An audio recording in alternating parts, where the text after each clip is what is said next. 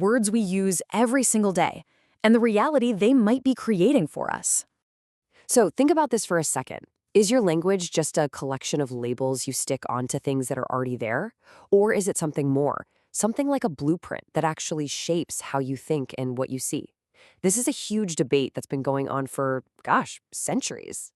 You see, deep in the world of linguistics, there's this major question about what language even is. Is it something we're all born with, kind of hardwired into our brains? Or is it more like a piece of technology that we as humans invented along the way? So on one side, you've got this idea of a universal grammar, that we all come preloaded with a basic framework for language. But then there's this other, really powerful idea that language isn't a blueprint we're born with, but a tool we built, a tool we came up with out of necessity to solve the problems of communicating and, just living together. This is the exact argument from linguist Daniel Everett. He spent years living with the Piraha people in the Amazon, and his work was pretty groundbreaking. He argues that a community's culture and values directly shape their language. The language is custom built to fit the culture. But what if someone tried to do that in reverse? What if you tried to engineer a culture by first engineering its language?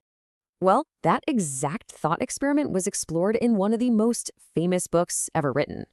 We're going to jump from real-world linguistics into the fictional, pretty terrifying world of George Orwell's 1984. In the book, the government creates a new language called Newspeak, and its whole purpose wasn't just to be a new way of talking, it was designed to actually narrow the range of what a person could think. The logic was simple and honestly pretty chilling. If you don't have a word for something, you can't even think about it. So ideas like freedom or equality became something called crime-think. Now, the word free still existed in Newspeak, but you could only use it in a really basic way, like, this field is free of weeds.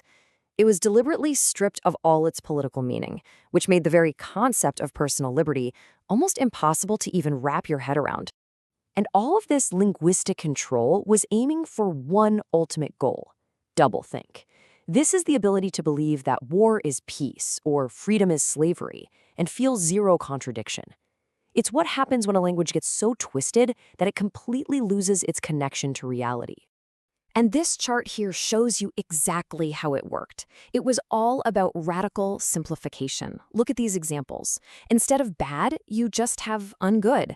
All those beautiful, nuanced words like excellent or fantastic all get flattened into double plus good. This wasn't about being efficient. It was about destroying all the shades of meaning, leaving behind this blunt, simple tool for control. Okay, so Newspeak is fiction, right? It's a story. But that core idea that the structure of your language shapes how you think is now being tested in this totally fascinating new way with artificial intelligence. For the first time, we can basically watch a non-human mind as it learns to reason. And that's exactly what a recent study did. Researchers started asking questions about these huge AI systems, these large language models, or LLMs. And the big question was this: do these AIs actually absorb the hidden biases and patterns that are baked into the human languages they learn from? So they set up this really clever experiment to test causal reasoning. They fed an AI model the exact same information, but they framed it in two different languages, English and Chinese. They wanted to see if the AI would actually think about the problem differently based on the language it was using. And they used really simple, logical chains, like this one. Step 1, the toaster heats up. That causes step 2, the bread to get toasted, which then causes step 3, a nice aroma to spread. It's a really basic cause and effect sequence. And this is where it gets crazy. The study found that where the AI placed its attention, the parts of the sentence it focused on to make the connection, was totally different. When it was processing Chinese, the AI focused way more on the first cause, the toaster.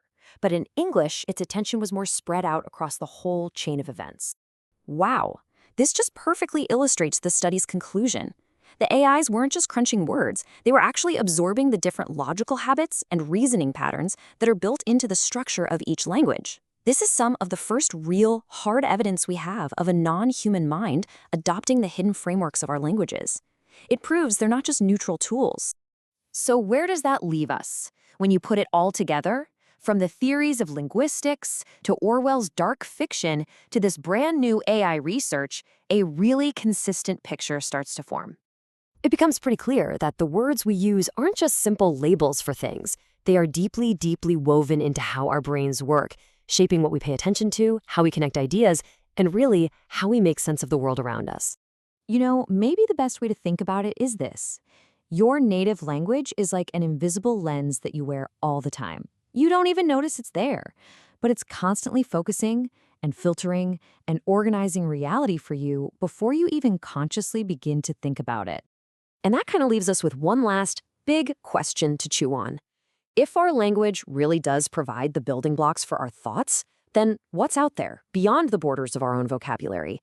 What ideas or feelings or whole new ways of seeing the world are just out of our reach, simply waiting for a word that we haven't created yet?